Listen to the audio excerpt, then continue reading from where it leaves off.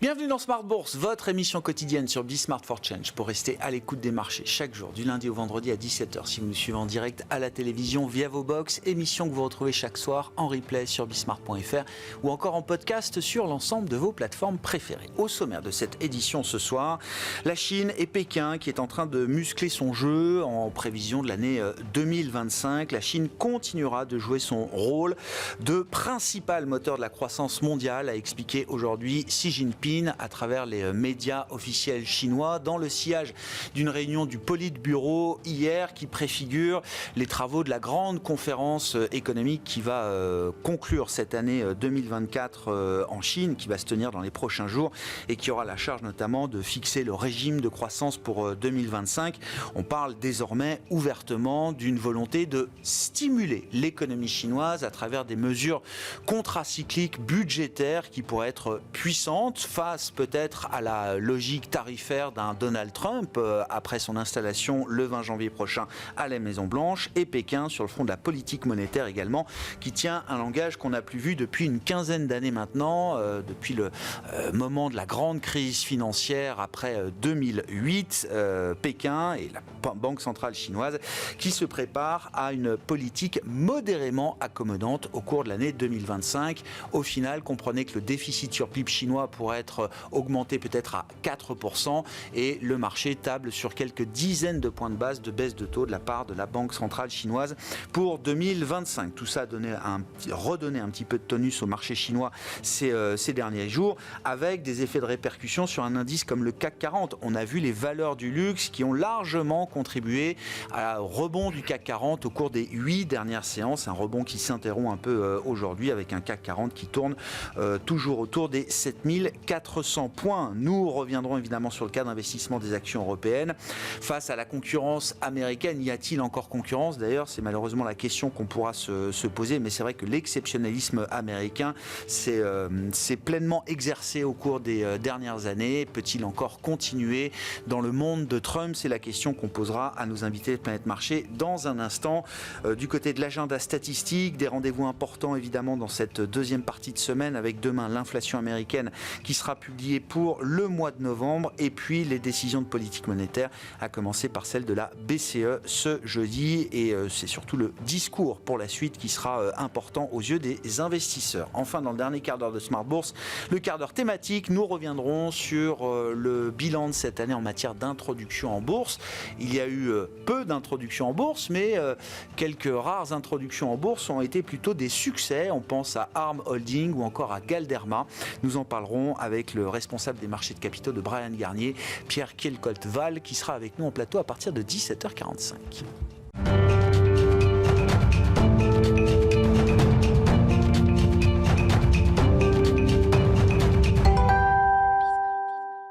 Tendance, mon ami, chaque soir en ouverture de Smart Bourse, les infos clés du jour sur les marchés avec Pauline Gratel. Bonsoir Pauline. Bonsoir. Des marchés européens qui évoluent en ordre dispersé avant des rendez-vous importants. Oui, en France, après 8 séances de hausse consécutives, le CAC 40 consolide aujourd'hui et se maintient toujours autour des 7400 points en attendant les grands rendez-vous de cette semaine, à savoir l'inflation américaine demain et la décision monétaire de la BCE jeudi qui devrait baisser ses taux de 25 points de base. Outre la Banque centrale européenne, d'autres décisions de politique monétaire sont également attendues. Oui, et dans ce contexte, la Banque d'Australie a opté aujourd'hui pour un statu quo avec un taux directeur maintenu à 4,35%. À suivre la semaine prochaine, la décision monétaire de la Fed qui devrait baisser ses taux de 25 points de base. Les banques centrales de Suisse et du Canada devraient faire de même dans les prochains jours. Du côté des statistiques, les investisseurs ont pris connaissance de la deuxième estimation de l'inflation allemande. Oui, l'inflation en Allemagne pour le mois de novembre est confirmée en recul de 0,7% sur un mois en données harmonisées. Sur un an, elle s'établit à plus 2,4%, toujours en données harmonisées. Quel est l'état des lieux qu'on peut constater aujourd'hui sur le marché obligataire? Le rendement allemand à 10 ans évolue aujourd'hui autour de 2,10%. Le rendement français de même échéance s'établit à environ 2,85%. L'écart entre ces deux taux est toujours stable, légèrement sous les 75 points de base. Aux États-Unis, le rendement à 10 ans remonte un petit peu entre 4,20 et 4,25%. Une chute sévère à signaler sur le marché français au sein du SBF 120. enfin, c'est la chute d'EuroAPI. Oui, l'entreprise pharmaceutique annonce 2 départs au sein de la direction. Le directeur général et la présidente du conseil démissionnent. EuroAPI a directement annoncé 2 nouvelles nominations pour les remplacer. Dans le communiqué, l'entreprise en profite pour maintenir ses objectifs, à savoir une baisse de ses ventes entre 8 et 11% en 2024. Le titre plonge de 25%. Et puis sur le marché américain, Oracle trébuche. Oui, l'entreprise publie des résultats financiers jugés décevants au titre du 2e trimestre clos fin novembre. Le bénéfice net progresse toutefois de plus de 25% sur la période et les revenus cloud du groupe de près de 25%.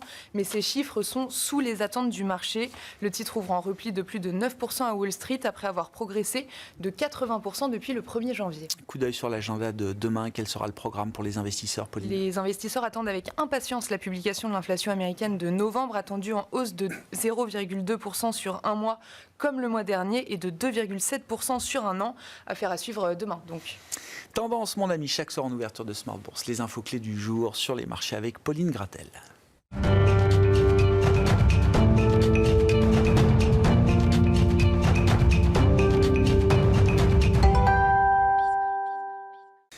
Trois invités avec nous chaque soir pour décrypter les mouvements de la planète marché. Olivier Ringard est à nos côtés, le directeur des investissements de Neuflize OBC. Bonsoir Olivier. Bonsoir. Alain Dubreuil nous accompagne également, directeur de la gestion de Claresco. Bonsoir Alain. Bonsoir Grégoire. Et Thierry Leclerc, le président d'AlphaJet Fair Investors, est à nos côtés également. Bonsoir Thierry. Bonsoir Grégoire. Merci d'être là messieurs, ravi de vous retrouver. Bon, la question pour 2025 en matière de stratégie d'investissement. Olivier, déjà, quel constat est-ce qu'il faut dresser en cette fin d'année ? Je crois que le constat est suffisamment clair pour tout le monde. Les actifs américains, les actions américaines en particulier, ont encore profité d'une domination sans partage quasiment par rapport au reste du monde. Les écarts de performance, les écarts en matière de niveau de valorisation également deviennent assez extraordinaires entre les États-Unis et le reste du monde. Est-ce que c'est une situation qui peut se prolonger encore dans le temps, avec ou sans l'aide de Donald Trump d'ailleurs, ou est-ce qu'il faut commencer peut-être à imaginer une certaine réallocation des actifs américains vers d'autres actifs ailleurs dans le monde ? Je pense que c'est une bonne question. On a 38 minutes pour y répondre. Et c'est vrai que lorsqu'on regarde cette fin d'année et qu'on écoute le consensus des stratégistes et des investisseurs, on n'entend plus personne pour dire qu'il faut aller sur les actions européennes. Et tout le monde souhaite totalement investir sur les actions américaines. Quand on regarde cette année, ce que l'on constate, c'est en fait une matérialisation de plusieurs choses qui sont à l'œuvre depuis plusieurs années. On a une domination financière très forte de la part des États-Unis, une dimension économique, une domination économique, une domination technologique et enfin une domination politique. Ça se traduit, comme vous l'avez dit, par un écart de valorisation qui est très substantiel. Vous avez le marché américain qui se traite autour de 25 fois les bénéfices, le marché européen qui est autour de 14 fois les bénéfices, les marchés émergents autour de 13 fois les bénéfices, donc un écart de valorisation historique. On a un écart de performance cette année qui est également très substantiel, avec un marché américain qui est à plus 28 en devise locale, alors que le marché européen est plutôt autour de plus 8%. Et donc il est naturel de se poser la question de quid de 2025. À votre question, je vais répondre en tactique et en stratégie. Ouais. En tactique, il faut se poser la question de savoir qu'est-ce qui peut remettre en cause la surperformance des marchés américains l'année prochaine contre le reste du monde. Et à cette question-là, on voit deux possibilités. Première possibilité, on rejoue le scénario de 2022, où de nouveau on a des tensions fortes sur les taux d'intérêt court terme et surtout long terme aux États-Unis. La probabilité de réalisation de ce scénario est somme toute assez faible, mais si jamais on reparlait de stagflation aux États-Unis, dans ce cas-là, on pourrait avoir un choc sur les taux longs qui pèserait sur ce marché américain qui est richement valorisé. L'autre possibilité, c'est que l'Europe se réveille. Et pour que l'Europe se réveille, il faut qu'il y ait un certain nombre de conditions que je qualifierais de nécessaires et suffisantes pour que le marché européen surperforme. Alors, quelles sont ces conditions ? On a la valorisation, mais on sait que c'est une condition nécessaire mais qui n'est pas suffisante. On a ensuite la nécessité d'avoir une croissance économique et une croissance des résultats des entreprises qui est beaucoup plus dynamique qu'elle ne l'est aujourd'hui. Et pour réaliser cette condition de croissance économique qui revient en Europe, il faut une politique monétaire agressive, une politique budgétaire des pays qui peuvent se le permettre beaucoup plus agressive, et enfin une politique économique de la Commission européenne et des États membres de l'Union européenne qui soit beaucoup plus agressive qu'elle ne l'est aujourd'hui. Donc pour l'instant, on a du mal à avoir ces conditions réunies pour que l'Europe surperforme au moins tactiquement. Et stratégiquement, on voit deux dimensions. La première, c'est le secteur technologique américain qui est en difficulté relative, c'est-à-dire qui croît moins et qui génère donc un de-rating du marché américain. Aujourd'hui, le secteur de la tech américain, ça se traite 30 fois les bénéfices, 30 à 35 fois les bénéfices. En 2015, on était à 15 fois les bénéfices. Donc la valorisation de la tech américaine est aujourd'hui 2 fois plus importante qu'elle ne l'était il y a une dizaine d'années. Pour qu'on ait ce de-rating du secteur technologique américain, il faut qu'il se passe quelque chose au niveau du monde. Qu'est-ce qui peut se passer au niveau du monde ? Il faudra une fragmentation extrêmement puissante qui génère une moindre croissance des bénéfices des entreprises américaines. Et puis de l'autre côté, une Europe qui effectivement réalise son rêve, être beaucoup plus puissante, mais on en est très loin. Donc si j'essaye de synthétiser, je pense qu'à court terme, pour l'instant, on ne voit pas les éléments qui pourraient remettre en cause la domination américaine. Nous pensons que les actions américaines vont continuer de surperformer au cours des prochains mois, raison pour laquelle on continue de privilégier les actions américaines. Et puis on est attentif au moins à ces éléments tactiques qui pourraient alimenter une surperformance des actions européennes. Mais pour l'instant, ces éléments, ces conditions ne sont pas réunies. Pour prolonger un petit peu la question avant de faire tourner la parole, je comprends qu'il ne faut pas lâcher les actions américaines. Est-ce que néanmoins, au sein du marché américain, il y a des réallocations à envisager et peut-être des réallocations qu'il fallait déjà faire au cours des derniers mois, Olivier ? Juste après l'élection de Trump, tout le monde a dit « Allez, il faut aller sur les small, il faut être sur un Standard & Poor's équipondéré et il faut abandonner un peu les grandes capitalisations du marché américain. » C'est ce qui s'est passé. Ça s'est passé 2 semaines. Depuis, ça se tasse. Ce mouvement-là se tasse quelque peu. Donc effectivement, il y a des éléments qui plaident pour aller sur une allocation sur les actions américaines plus élargie, moins concentrée. Mais là aussi, il faut qu'on ait des signes tangibles qui montrent que, par exemple, les small caps américaines vont surperformer les grandes capitalisations américaines. Et ces signes tangibles, les conditions nécessaires à cela, elles ne sont pas encore tout à fait réunies. D'accord. La politique monétaire américaine est en train de s'assouplir, mais sans doute pas suffisamment. La croissance économique américaine est là, mais elle n'est pas suffisamment large pour soutenir substantiellement la croissance des bénéfices des small caps américaines. Donc pour l'instant, on est plutôt conservateur dans notre positionnement. On continue à privilégier les actions américaines, à être diversifié, mais avec un poids assez important sur les grandes capitalisations américaines. Très clair. Comment vous regardez ces différentiels de marché, Thierry, et puis encore une fois, cet exceptionnalisme américain, est-ce qu'il a tout pour se poursuivre ? Est-ce que Trump, alors tout en étant très pro-croissance, pro-marché, attentif au Dow Jones, etc., comme on le connaît, est-ce que malgré tout, Trump, ou la doctrine Trump, poussée un peu trop loin, pourrait devenir aussi un petit gravier ou caillou dans le rouage de la belle mécanique de marché américaine ? Est-ce que c'est quelque chose qu'on peut imaginer à travers 2025 ? Depuis l'élection de Donald Trump, les attentes de baisse des taux de la Fed ont quand même été revues significativement en baisse. Donc voilà, un grain qui pourrait enrayer un peu la mécanique, puisque c'est vrai que c'est certainement quand même globalement pour les États-Unis le moment de baisser ses taux. Enfin, la trajectoire, elle est claire. Maintenant, la Fed est clairement aujourd'hui en face de Donald Trump parce que ses mesures sont plutôt inflationnistes, a priori. D'ailleurs, c'est un peu tout le paradoxe de son élection, puisqu'il a été élu sur le pouvoir d'achat.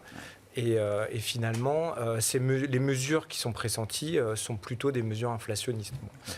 bref, c'est un autre sujet, un peu la schizophrénie de l'électorat américain là-dessus, sur cette question. Mais des mesures sur l'immigration, qui est aussi quelque chose d'important pour son électorat, des mesures douanières, alors qui effectivement, in fine, peuvent être un peu inflationnistes, mais qui sont vues aussi comme une protection pour des employés, des salariés américains. C'est-à-dire qu'il y a toujours deux facettes un peu dans les ses études idées, quand même académiques ont montré que en fait ça avait détruit plus de jobs, d'emplois, ça n'en avait protégé à nouveau dans la Rust Belt. Voilà, bien sûr. Exactement, l'électorat.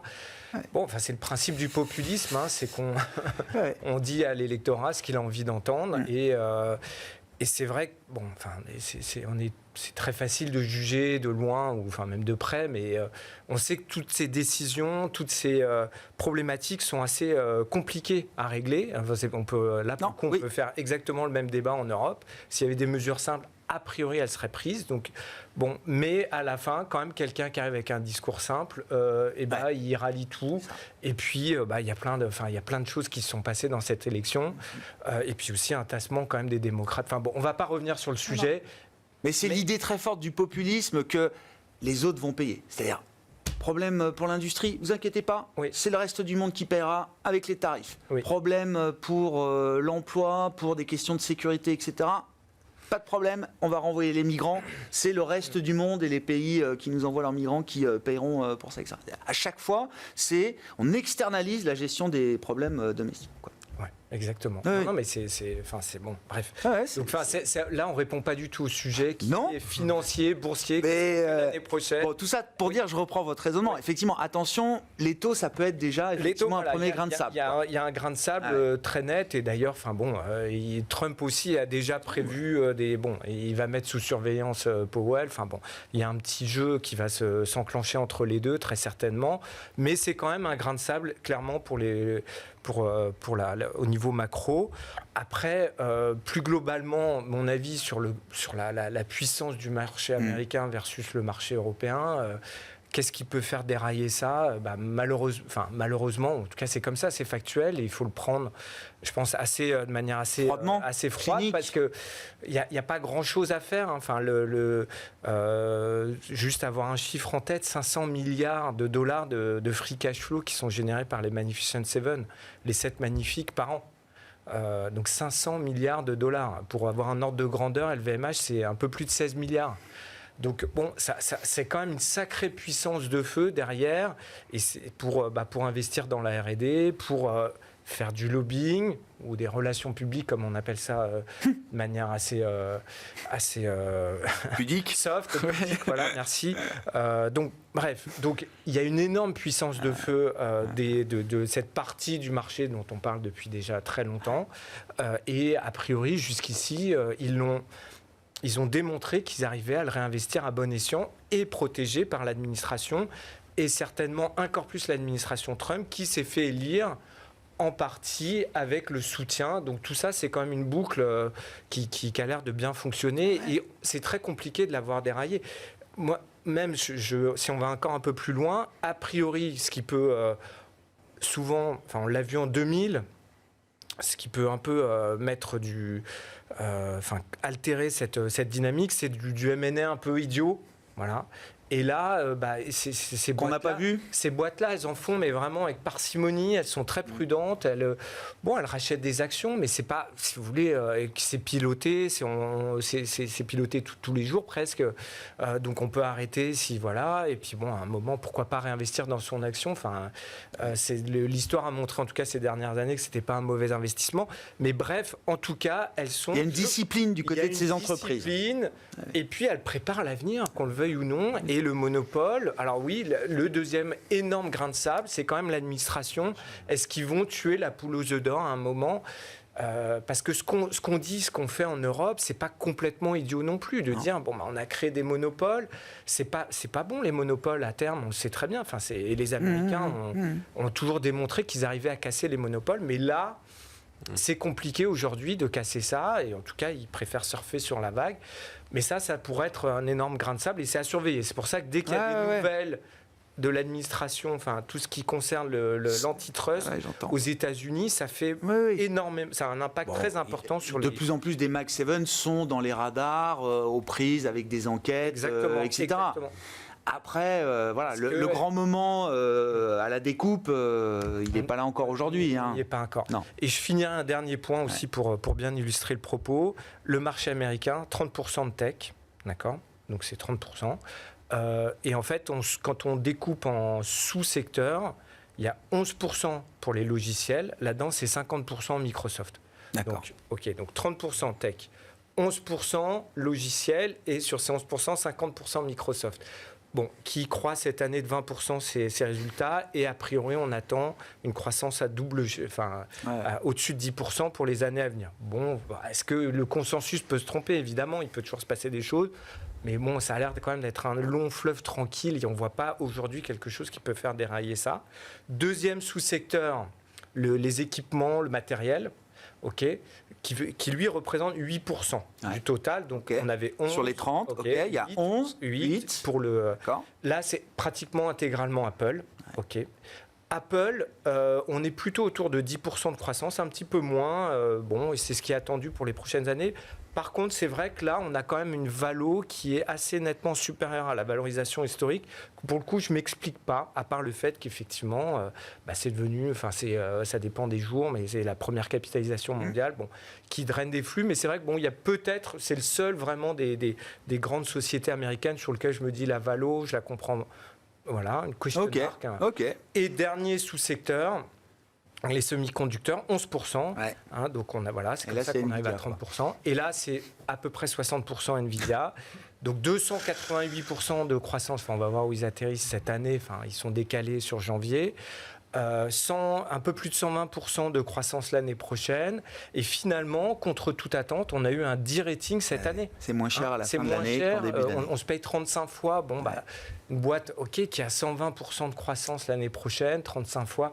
Évidemment, c'est pas soutenable ad vitam aeternam, mais voilà. Donc, quand on découpe le marché américain, sa plus grande composante, la tech, on regarde, et quels sont les gros titres derrière. Les drivers de la... il n'y a pas le feu. Donc c'est à nouveau... Il n'y a pas de fragilité évidente. S'il y a un problème macro, on verra bien. Ça peut un peu faire tousser le marché. Mais au niveau micro, à ce stade, je ne vois pas d'éléments inquiétants. Qu'est-ce qu'on peut ajouter, Alain, à la description ? Et puis, est-ce qu'il faut rester absolument sur le marché américain ou se poser quand même des questions sur l'Europe ? Et est-ce qu'il y a des manières d'être investi en Europe en étant pertinent, quoi ? Plusieurs commentaires. Le premier, c'est effectivement ces fameuses Magnificent Seven qui ont des capis de 2000 milliards, voire 3000 milliards de dollars. Chacune d'entre elles, c'est le CAC. Juste pour voir les proportions. Maintenant, sur les États-Unis, je rejoins ce que vous avez dit, c'est qu'en fait... Si aujourd'hui un client privé arrive avec de l'argent, je vais lui dire oui, il faut être investi sur les États-Unis parce qu'ils ont une supériorité énergétique, stratégique, politique, militaire. C'est un grand marché, un système politique malgré tout assez stable. Et même avec Trump, c'est stable. Ça prouve qu'il peut y avoir des gens assez différents. Ça reste une alternance. Et ça reste un système qui, a priori, on n'est pas en train d'évoluer vers la dictature, contrairement à ce que pensent certains. Donc c'est une bonne visibilité, là où on parle de 6e République chez nous, on ne sait pas trop. C'est quand même un point important. La deuxième chose, c'est que factuellement, même si c'est vrai, il y a quelques grandes boîtes de tech qui ont tiré cette croissance, on a une croissance des résultats qui, depuis pas mal d'années, est quand même dans les 10%, supérieure à 10% par an. Là où en Europe, on espère 5-10 et on termine souvent à 0,5, voire 0. Ça explique quand même une grande partie de la différence. Alors bien évidemment, cette surperformance en termes de résultats s'est traduite aussi par un re-rating des États-Unis qui atteint des sommets. Alors c'est vrai que si on enlève la tech, même si on enlève la tech, en fait, maintenant, le différentiel, comme vous dites, qui est de près de 10 points. Avant, on était plutôt à 4-5 points. Et hors tech, on était à 2-3 points. Donc là, on est quand même un peu sur des dimensions hors tech. Il y a vraiment une vraie prime pour les US et une vraie décote pour l'Europe. Donc par rapport à ça, il faut bien sûr rester sur les États-Unis. Maintenant, est-ce que l'Europe est dead de chez dead, de mort de fini ? Il y a deux façons de voir la chose. La première, c'est que dans les entreprises européennes, il y en a qui sont finalement assez américaines. on en parlait tout à l'heure sur le DAX, Oui. qui a une belle performance à plus 20. On se rend compte que dans le DAX, il y a une expo US chez Deutsche Telekom, chez SAP, qui est assez importante. Et même dans les entreprises françaises, voire dans un ensemble de mid-cap, que moi je rencontre régulièrement, on se rend compte qu'elles sont très américaines. Et ça n'est Plus elles sont US, plus ça a payé en bourse. Non, pas partiellement. Mais pas complètement. Je vois des sociétés comme Quadient, par exemple, qui ont des très bons résultats récemment. On se rappelle que oui, les US, c'est une bonne moitié du chiffre d'affaires. Donc aujourd'hui, on regarde plutôt la nationalité de cotation.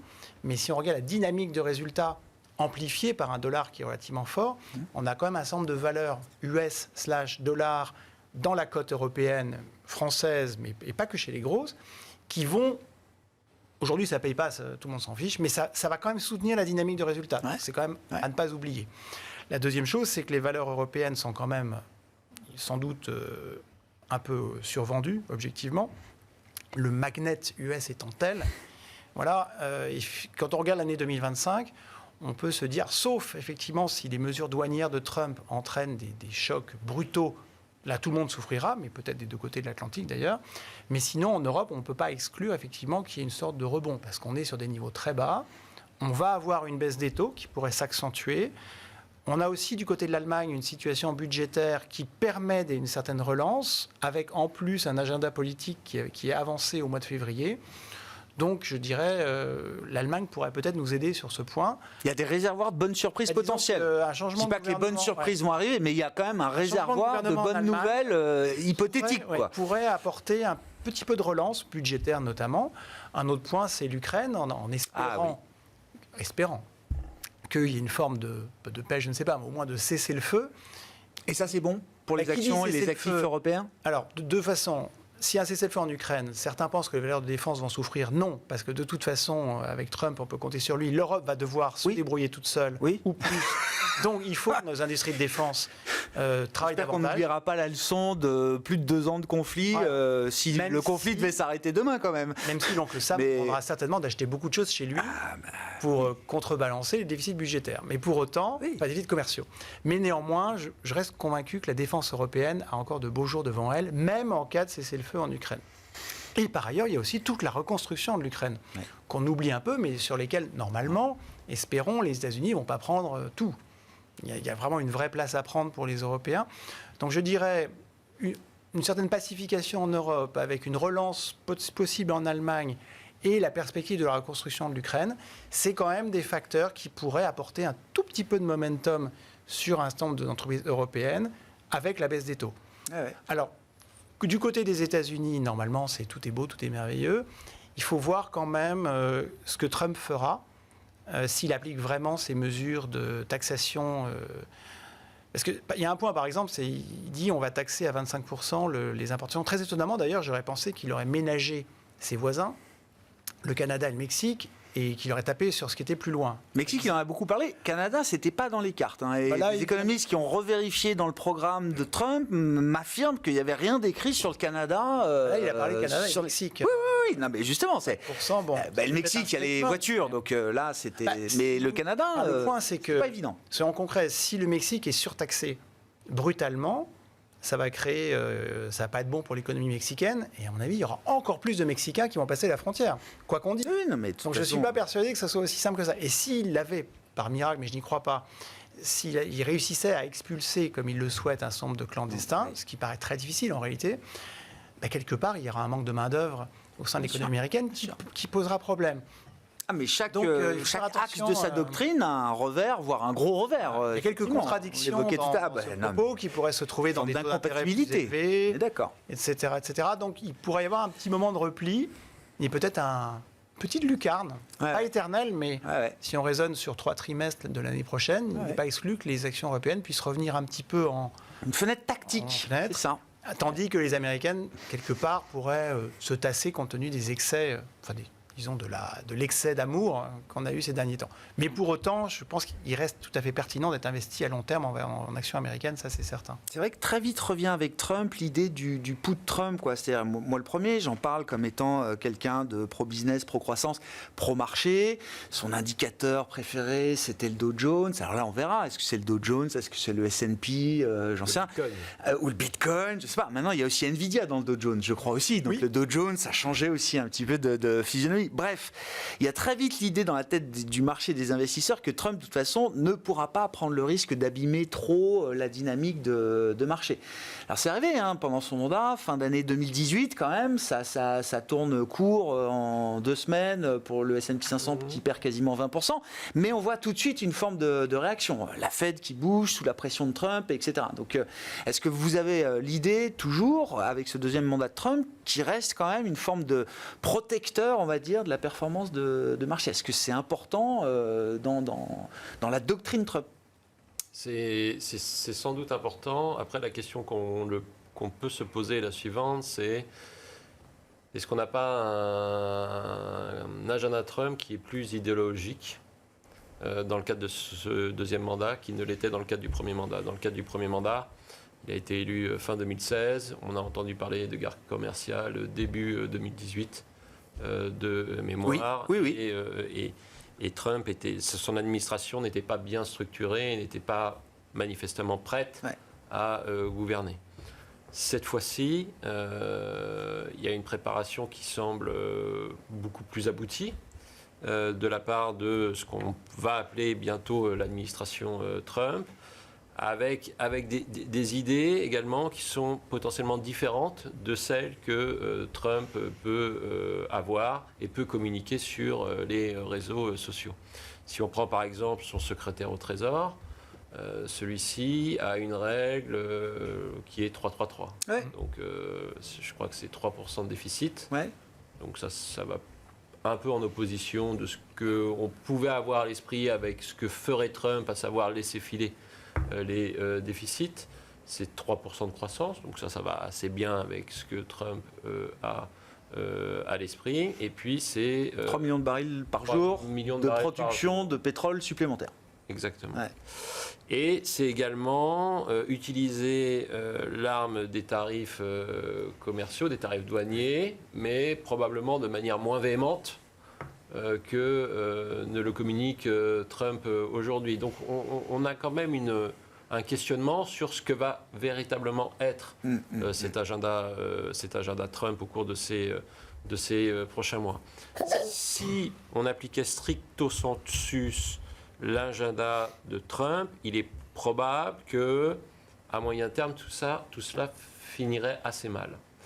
Puisqu'on obérerait la croissance économique mondiale avec une très très forte augmentation des tarifs douaniers à laquelle évidemment la Chine répondrait et est déjà en train de répondre, et l'Europe n'aurait pas d'autre choix que de répondre. Et au sein de l'économie américaine, avec un très grand mouvement de déréglementation, de dérégulation, on ferait peser le risque que des excès se constituent et in fine des déséquilibres macrofinanciers se créent au sein de cette économie américaine. Mais on ne va sans doute pas aller jusque-là.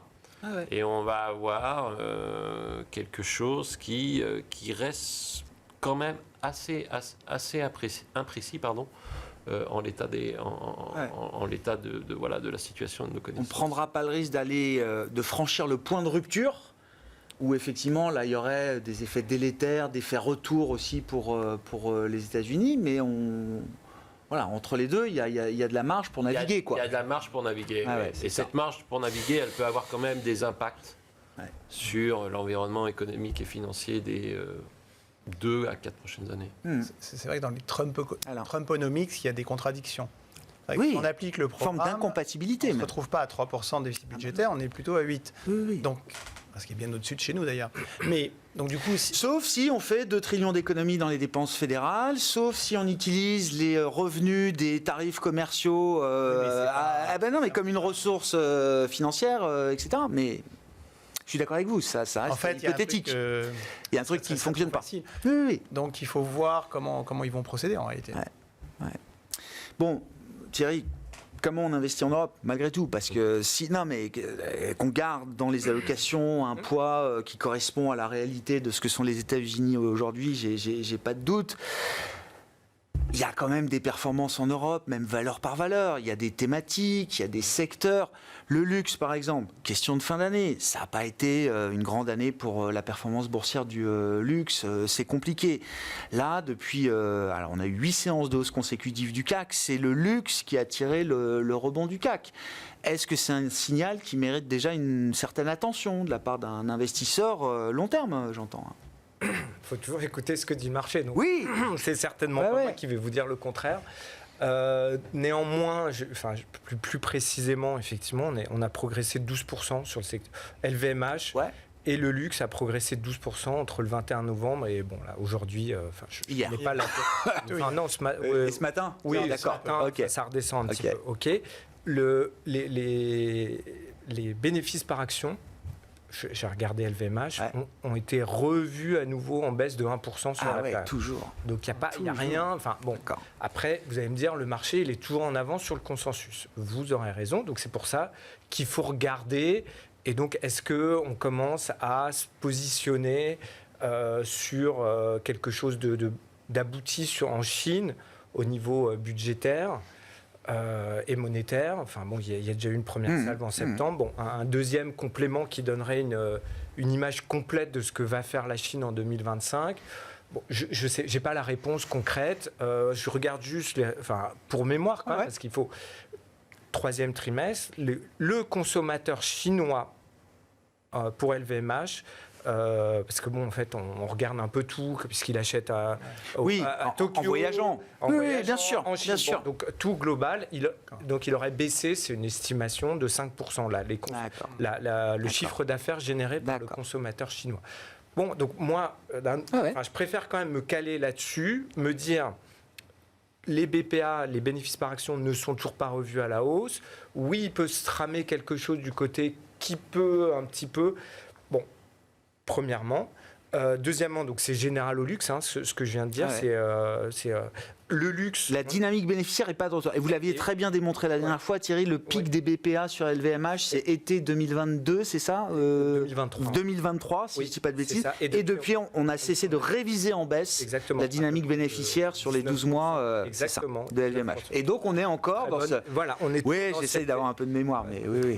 Bravo, ça fait plaisir. Non, mais ça m'avait marqué. Parce que, et le top du prix de marché s'est fait un mois avant ou 2 mois avant sur LVMH. Exactement. Donc, je comprends tout à fait votre question. Est-ce qu'on ne serait pas dans le schéma inverse, exactement le miroir inverse. Le marché anticipe le début de reprise de la dynamique bénéficiaire. Très honnêtement, j'en sais strictement rien. Maintenant, ce que je peux vous dire aussi, c'est que la valorisation du luxe, on est à peu près autour de 26 fois contre une moyenne, j'ai regardé sur 10 ans, autour de 21 fois. Donc, d'accord. Donc c'est pas, alors, ça screen pas value. Non, sur LVMH, on est un petit peu moins cher. On est au gros. On le Hermès quand même. Oui, mais bon, Hermès, il délivre 11% de croissance. Non, mais Hermès, c'est un ovni. Bon, oui, ok. Donc c'est toujours évident. Mais c'est pas si peu cher que ça. Non, c'est ça. Voilà. Donc aujourd'hui, à la minute précise où on se parle, il n'y a pas de renversement de la tendance sur les résultats. La valorisation, c'est pas forcément, comme vous l'avez dit, ça clignote pas vert. En tout cas, sur mes écrans, ça clignote pas de vert. Et quand j'écoute les discours des managements la dernière fois qu'ils ont parlé, c'était bon. On dit rien. Voilà, on se reverra en début d'année, tout va bien. Est-ce qu'il y a d'autres choses à faire? Enfin, est-ce qu'il y a d'autres thèmes ou secteurs en Europe qui méritent quand même d'être investis on a mentionné tout à l'heure le DAX. Le DAX, il s'en est bien sorti cette année, mais parce que Deutsche Telekom. Donc c'était la maison mère T-Mobile sur le marché américain. Il y a SAP effectivement qui a eu une très belle année. Les logiciels. Et donc le DAX, c'est une manière de jouer la croissance américaine en dérivant un petit peu le sujet avec des valos qui sont un peu moins élevés. Ça reste un bon... Ouais. Non, ça n'a pas l'air. C'est un petit oui. Ça a l'air d'être très convaincant. Oui. Non, c'est un petit oui. Enfin, si on veut acheter des États-Unis, on va autant aller aux US. Oui, voilà. Non, après, c'est pas un marché hostile. La question, c'était est-ce que les investisseurs sont complètement averse à investir en Europe et n'arrive plus à trouver des belles sociétés européennes et passe à côté de... Je ne pense pas, puisque voilà, SAP, ça progresse de 70% cette année. Deutsche Telekom, pourtant les télécoms, on ne peut pas dire que ça reste pas un secteur qui fait rêver grand monde. Bon, mais il y a de la dynamique aux États-Unis pour eux. Le titre progresse et d'ailleurs, c'est un tellement gros poids du secteur des télécoms qu'il a emmené tout le secteur. Voilà, le secteur fait plus 20 dans son ensemble grâce à Deutsche Telekom cette année. Donc, en fait, à nouveau, je pense qu'il faut toujours partir. Ce qu'on dit à chaque fois qu'on se voit, il faut toujours partir du principe quand même que le marché a raison. Ah oui. Potentiellement parfois un peu tort, mais il loupe pas des grandes tendances. Et s'il y a des titres, vous voyez, Schneider Electric, aujourd'hui, ça se paye 36 fois. Bon, et la performance, elle est très bonne cette année. Bon, parce qu'on est dans un halo dans l'IA. Et ça, il y a des poches quand même, valeur par valeur, ou sur des poches sectorielles, les investisseurs soient capables quand même de donner une valorisation et donc, en creux, ce que ça convaincante à des entreprises européennes. Et donc, en creux, ce que ça veut dire, c'est que les boîtes américaines, la valorisation, en tout cas c'est mon avis, qu'elles ont aujourd'hui, elles le méritent. Voilà. Qu'on le veuille ou non. Et c'est pas simplement par dépit que tout le monde se jette sur les États-Unis. Non, il y a des très belles boîtes et on ne les paye pas si cher que ça. Plus cher qu'avant, c'est sûr, mais bon, aujourd'hui, la croissance, elle est là, et c'est pour déboulonner un Microsoft ou un Nvidia, bon, il y a quand même un peu d'eau. Même si ça ne va pas doubler tous les 2 ans, les cours de bourse ne vont peut-être pas doubler tous les 2 ans, mais vous dites, oui, avant qu'on abîme ce genre de cas d'investissement, ça prendra du temps et il faudra des preuves pour ça. Bon, 140 milliards de dollars de flux investis sur les fonds d'actions américaines entre l'élection de Donald Trump et la fin du mois de novembre. Quand tous les autres fonds d'actions ont décollecté... Les flux sont pro-US, c'est évident. Ah là, oui. Maintenant, alors, faut quand même, si on est dans un scénario de dislocation avec des droits de douane très élevés, une économie mondiale qui ralentit, il ne faut quand même pas s'imaginer que les Magnificent Seven seront complètement indemnes, parce qu'elles ne vendent pas qu'aux États-Unis aussi. D'ailleurs, on a vu, pour revendre des boîtes de consommation, Coca-Cola, le jour de la victoire de Trump, ça a perdu 3%. Donc, maintenant, pour regarder l'Europe, on pourrait dire aussi, pour prendre l'analogie d'une gestion que j'aime bien, qui sur les obligations émergentes, elle avait dit bonne société, mauvais pays. Oui. La France, victime du code postal. Nous y sommes. Oui. La France est un mauvais pays pour plein de raisons. Et il y a des boîtes de qualité qui sont pénalisées de manière injuste, tout simplement parce qu'elles sont localisées avec un code postal français. On voit bien que certaines se codent d'ailleurs un peu ailleurs ces derniers temps. Mais donc, oui, on peut jouer le côté value, bonne société, mauvais pays. En stock picking, il y a encore des choses à faire. Ah ouais, ok. Sur la partie des entreprises de plus petite taille, non. Alors là, on est tué par les flux, c'est affreux. Ce matin, je voyais Wendel qui me disait oui, non, nous on veut faire du private equity uniquement. J'ai dit mais pourtant vous avez la même chose 2 fois moins cher en bourse. Ah oui, mais non. Bon, soit. D'accord. Mais il y a un effet de mode aussi. Vous regardez les boîtes de taille moyenne, on voit les transactions qui se font dans le private equity ou même ces boîtes cotées qui essayent de faire du M&A, qui disent on a les private equity en face de nous, ils payent entre 10 et 14 fois, là où on est coté, on vaut 6-7, on ne peut pas.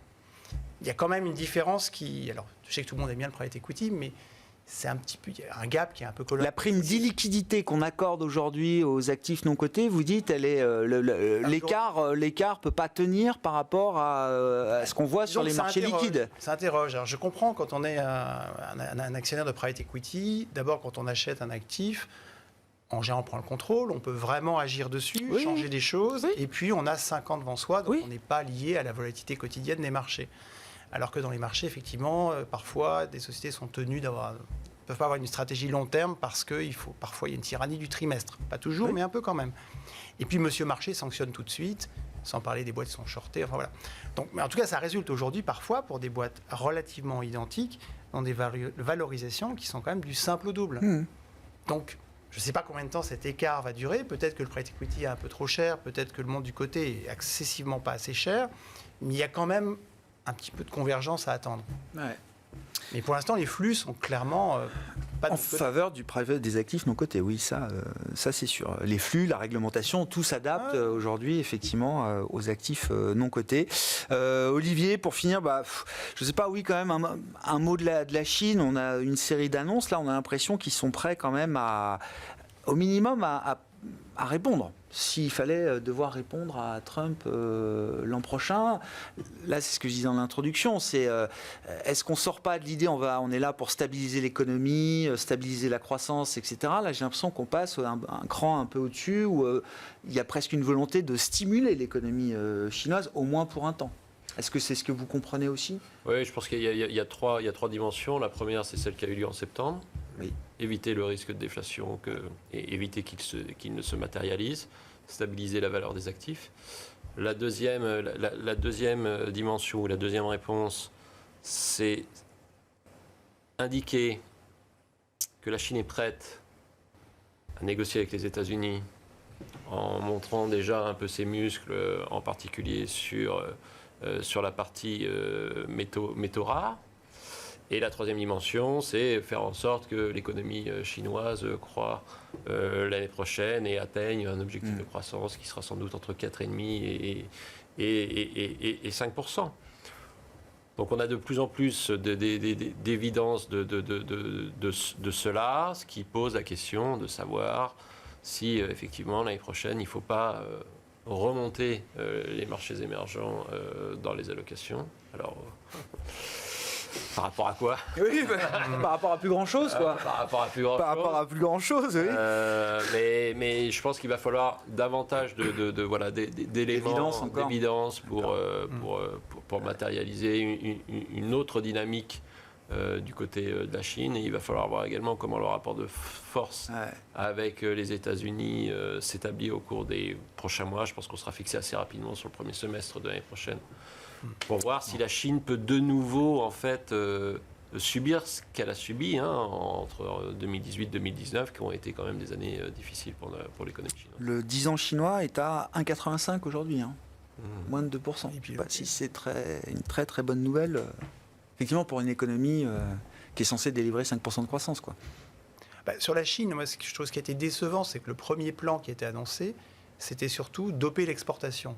On le voit, ils nous inondent de voitures, de panneaux solaires. C'est pas très durable, ça pose des problèmes. Le deuxième plan, les gens étaient très excités en septembre. On s'est rendu compte que c'était surtout finalement soutenir les administrations, éviter que le secteur immobilier ne s'effondre. Mais nous, ce qu'on aimerait bien, vu d'Europe, c'est de la relance, consommation. La consommation. Oui. Et si ça bloque les exportations avec les États-Unis, ils seront un peu obligés de le faire. Ouais. Donc ça, c'est peut-être une chance pour les actions européennes pour le coup.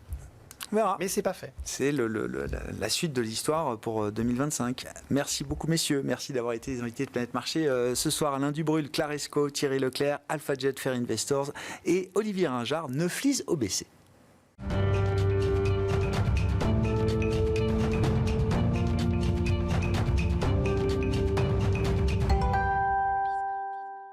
Le dernier quart d'heure de Smart Bourse. Chaque soir, c'est le quart d'heure thématique. Le thème ce soir, c'est celui des marchés de capitaux et notamment des introductions en bourse au terme de cette année 2024. Nous en parlons avec un spécialiste, partenaire et responsable des marchés de capitaux chez Bryan Garnier. C'est Pierre Keikolt-Val qui est à mes côtés. Pierre, bonsoir. Bonsoir. Merci beaucoup d'être là. On s'était vu au cours de cette année 2024 pour évoquer déjà les introductions en bourse, notamment sur la partie européenne, mais pas uniquement. On se revoit quelques mois après, en fin d'année 2024. Pierre, quel est le bilan que vous dressez ?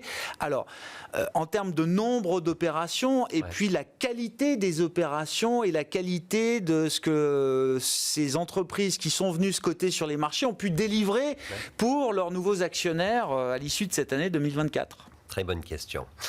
Alors, je pense que cette année, en 2024, on est plutôt sur la qualité que la quantité. Donc d'abord, ça, c'est une très belle chose parce qu'il y a moins d'offres. Et en fait, les banquiers, les intermédiaires et surtout les investisseurs qui votent avec leur intérêt, ils disaient, cette année, les gars, uniquement les meilleurs candidats. Et la crème de la crème. La crème de la crème. Et en fait, c'est très très bien parce qu'on est dans un stade où il faut que les marchés s'ouvrent. Il faut qu'on ait cette réouverture. Et bien sûr, j'espère qu'on va démarrer avec les meilleurs candidats qui vont délivrer les meilleurs retours et rendements pour les investisseurs du public. Et c'est ça qu'on a vu. En France, c'est très intéressant, par exemple. Je pense qu'il y avait très peu d'IPO. Il y avait deux d'une certaine taille, Exosens et Planisware. Planisware, c'est un exemple très intéressant parce qu'en fait, Ils ont raté leur premier essai. Mais ils ont appris, ils ont discuté avec les investisseurs, ils ont changé un petit peu leur méthode pour faire l'exécution de l'IPO. Et c'était un réussi, mais extra. Grand succès. Grand succès. Ouais. J'ai regardé aujourd'hui, je pensais que mon équipe a fait une erreur.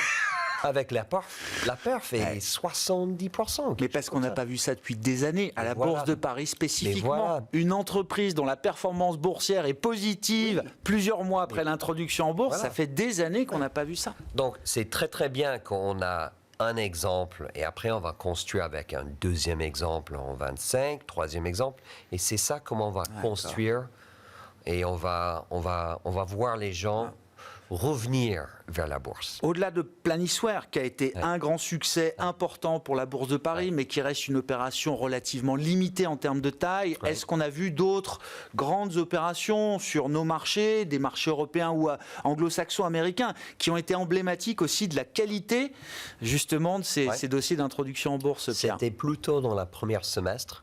Parce que deuxième semestre, on avait les élections présidentielles américaines. Et ça a compliqué pour les IPO. Le marché d'augmentation de capital, le marché de follow-on, ça a continué. Donc, côté IPO, les grands succès avec des volumes, c'était plutôt premier semestre. Il y avait quelques jolies boîtes aussi. Il y avait des boîtes en Espagne qui étaient des boîtes de qualité. La perf n'est pas comme Planisware ou Galderma en Suisse, mais c'est des jolies boîtes. Donc je pense qu'avec le temps, ils vont rattraper un petit peu ces pertes qui étaient petites pertes. Qu'est-ce que ça nous dit aussi de l'état d'esprit des investisseurs? Vous l'avez dit au démarrage, Pierre, les investisseurs qu'on interrogeait en début d'année sur leur appétit pour des nouveaux dossiers en bourse, du primaire, comme on dit, ils ont dit, les gars, cette année, on veut bien, mais ce sera la qualité, la crème de la crème. Est-ce que ça veut dire qu'on a aussi en face de nous des investisseurs qui ont besoin, qui ne veulent pas baisser en qualité, mais qui ont besoin de nouvelles idées? Est-ce qu'il y a une forme d'épuisement aussi des thèmes, des idées dans le marché? Je pense à tout le compartiment technologique ou en tout cas à l'innovation en général. Est-ce que là, il y a un gros besoin de renouvellement? Et ça, c'est très intéressant parce que il y a toujours le marché secondaire qui signale, en fait, que quand ça commence à monter trop, qu'il y a un petit peu trop de demande. Ça veut dire que les investisseurs cherchent des nouvelles opportunités à déployer. Et maintenant, on voit aux États-Unis qu'encore en 2024, comme en 2023, il y a 6 ou 8 ou 10 titres, 10 actions qui ont fait la performance. Et les investisseurs commencent à dire... Mais ça, c'est un peu dangereux. Donc, on cherche une diversification. On aime la thématique AI, on aime Google, Meta, etc. Mais ça commence à être un peu dangereux. Donc, on cherche des nouvelles idées. On est prêt à déployer. Et c'est là quand le marché d'IPO commence à réagir. Parce que le marché d'IPO, ça peut apporter ces offres que les investisseurs demandent de trouver. Et en termes de thématique... ça commence à être très intéressant parce que avec l'IPO de Klarna qui va être dans un sens un petit peu comme l'IPO de ARM. ARM qui était vraiment les puces. Donc ARM, on est dans l'infrastructure logicielle. Klarna, on est dans l'usage, puisque c'est la plus grosse fintech non cotée du monde, c'est ça, Pierre? Fintech suédoise, Klarna. Fintech suédoise, mais avec une plateforme mondiale, surtout aux États-Unis. Et ça, on va voir cette thématique de fintech avec les nouveaux rails qu'ils ont construits pour faciliter des paiements instants, etc. Et on va voir ça. Il y a aussi tout ce qui est l'infrastructure de e-commerce. Donc, je parle par exemple des sociétés françaises comme Miracle. Pas qu'ils vont faire une IPO, mais dans le métier, il y a pas mal des sociétés françaises, européennes dans cette nouvelle génération des boîtes tech qui sont en train de faire des préparations. Et ça porte vraiment des nouvelles histoires et des nouvelles opportunités. Ça veut dire, je me mettais du côté des investisseurs tout à l'heure qui ont besoin de nouvelles idées, qui ont besoin de diversifier effectivement leur portefeuille technologique. Si je me mets à la place des fondateurs de ces sociétés innovantes, de ces nouvelles sociétés, ils ont toujours envie d'aller en bourse à un certain stage, en tout cas, Pierre. j'en rencontre quelques-uns des start-upers et de temps en temps, je leur dis, moi, la bourse m'intéresse. Est-ce que... Ah voilà, jamais. Ça ne m'intéresse pas. C'est très early stage. Hein. Je parle de start-upers qui sont à des stages encore très précoces. Ouais. Mais sur des boîtes du type de Klarna, ça a été longtemps dans le privé, Klarna, quand même. Et ça a valu quoi? Peut-être 40, 50, 60 milliards à un moment dans le privé, c'est ça, Pierre? Oui, exactement. À ce moment-là, quand on pèse 60 milliards dans le privé, on se dit, mais pourquoi est-ce que j'irais m'embêter En fait, c'est très intéressant la question, parce que quand on parle aux fondateurs, même Planisware, il y a un moment, après 2 ou 3 tours, quelques années dans les mains des privés, c'est des mains qui leur aident beaucoup, mais qui sont aussi les mains assez dures. Et ils cherchent dans un sens de leur liberté. Et c'est un peu bizarre parce que vous dites, allez, il faut aller à la bourse pour trouver ma liberté, mais comment c'est? Un peu paradoxal. Un peu paradoxal, ouais. Mais en fait c'est ça, parce qu'avec la bourse, les investisseurs demandent certaines choses, mais pas au même niveau que les investisseurs privés. Et c'est là où ils commencent à respirer, on dirait. Et donc oui, pour quelques fondateurs qui arrivent à un certain moment, aussi avec le business qui est peut-être au moment où ils vont vraiment lancer leur profil mondial, il n'y a pas mieux que la bourse. Il n'y a pas mieux. Et donc, comment ça réaliser? Comment se pose la question du choix de la place de cotation aujourd'hui pour, en l'occurrence, des entreprises européennes comme Klarna? Pierre, Klarna, ils y ont répondu. Ils ont dit ce sera New York. J'ai fait une petite liste. Alors, ce n'est pas forcément des IPO, mais il y a encore une semaine ou deux, Just Eat Takeaway, qui était coté et à Londres et à Amsterdam, a décidé d'abandonner. Enfin, toutes les places financières sont sous pression concurrentielle aujourd'hui. Londres, Just Eat Takeaway nous dit c'est trop cher, trop de paperasse, trop cher. On parle de Londres, hein, donc vous imaginez. Donc, ce sera uniquement Amsterdam. Je reviens pas sur Total Energy qui va avoir sans doute une double cotation à New York. Linde, il y a déjà 2 ans de ça, première capitalisation du DAX, quitte l'indice allemand pour aller se coter sur le marché américain. À chaque fois, il y a plein de bonnes raisons, des raisons valables, des raisons spécifiques aussi au cas de l'entreprise. Tikeo, dans le domaine financier qu'on connaît bien ici, coté à Paris en France, se dit que si je veux apparaître comme le Blackstone de demain, ce sera peut-être mieux à New York, etc., etc. Ça devient compliqué de choisir une place de cotation en Europe pour des entreprises. Est-ce que c'est grave? Moi, je regarde ces questions dans plusieurs dimensions. D'accord? J'ai une perspective assez macro. Ça veut dire que nous, on participe dans une communauté transatlantique, financière, économique. Ça veut dire qu'il y a des belles boîtes européennes. Il y a un appétit de risque et du capital risque qui existe aux États-Unis. Mais il ne faut pas oublier que ce capital de risque a un tiers qui vient de l'Europe. Et en fait, il y a un cycle où ces investisseurs de Sequoia ou KKR, etc., ils investissent dans les belles boîtes européennes et après on complète le cercle des fois avec une IPO, une sortie vis-à-vis la bourse américaine. Mais dans un sens, tout le monde participe parce qu'il y a la capitale qui arrive ici en Europe, il y a peut-être l'emploi qui est créé, il y a des rendements et des retours qui sont créés pour les Américains ou les Européens, etc. Ça, c'est une perspective que j'ai. J'entends. Mais la place de cotation n'est qu'un facteur dans l'équation. Klarna va rendre de l'argent à du capital risque qui eux-mêmes vont le rendre à des clients et des LPs, des partenaires qui sont européens. L'argent de Klarna, s'il va se coter à New York, reviendra quand même en partie aussi en Europe. Exactement. Et donc tout ce capital circule et qui cherche les meilleures sociétés. Alors, c'est vrai que si l'Europe perd toutes ces belles sociétés à Nasdaq ou à New York, il y a une perte, on dirait, de petites économies autour. Mais à New York, tout est électronique maintenant. Donc, il y a beaucoup moins d'emplois qui est autour du stock exchange. Mais c'est vrai qu'il y a pas mal de petites économies qui vont être sur place. Donc, c'est pas une question... C'est une question difficile. Mais on retourne vers Planisware. Planisware, ils ont fait leur IPO ici à Paris. Ça vaut plus que 2 milliards maintenant. Donc ça, c'est un bel exemple qu'une boîte européenne, française, pour rester en Europe, crée la valeur. Tout le monde est content. Ouais. Quand il y a des bons dossiers, le marché européen est quand même capable de valoriser des entreprises de qualité. Totalement. Comment vous dites communauté transatlantique, c'est ça? Il faut voir ça comme ça. Il n'y a pas de frontières, quoi. On appartient au même monde. New York Stock Exchange, Nasdaq et Euronext, c'est le même univers, quoi. Parce que le capital lui-même, ça circule.